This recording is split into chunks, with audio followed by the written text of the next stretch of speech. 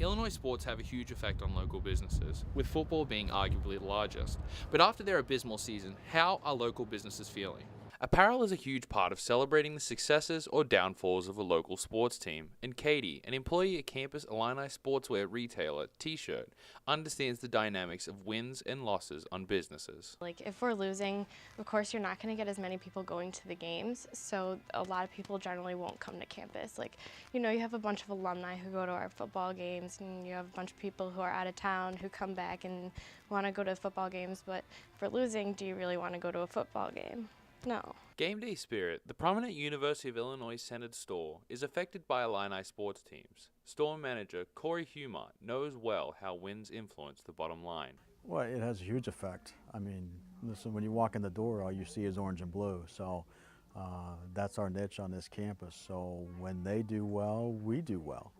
So, you know, we're going to supply and take care of those generic needs of representing your school, but you know, nothing's going to compare to when your athletic teams win.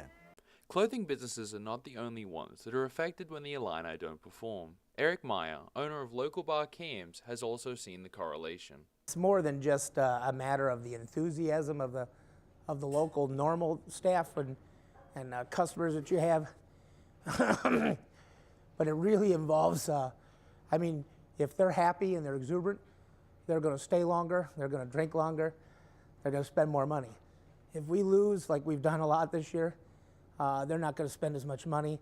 They get really depressed, and people go home earlier too. But Myers knows that all Illini sports are not equal when it comes to bringing people to campus. Football is your breadwinner.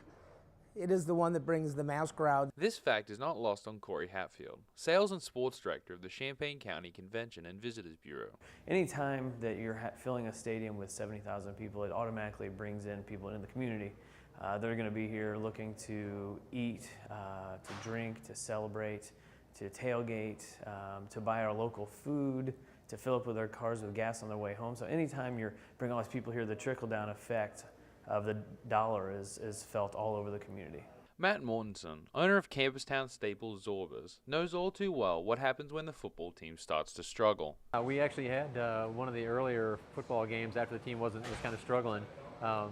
We had one Saturday that was no football game that was actually busier than the football Saturday.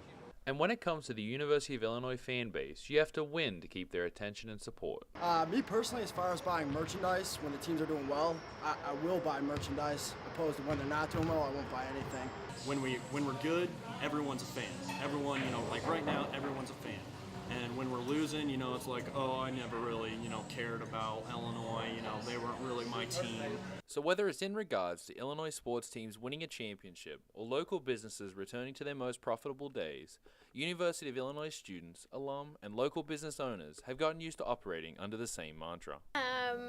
Maybe in a few years. Reporting from Champaign-Urbana, I'm Jared Hawley.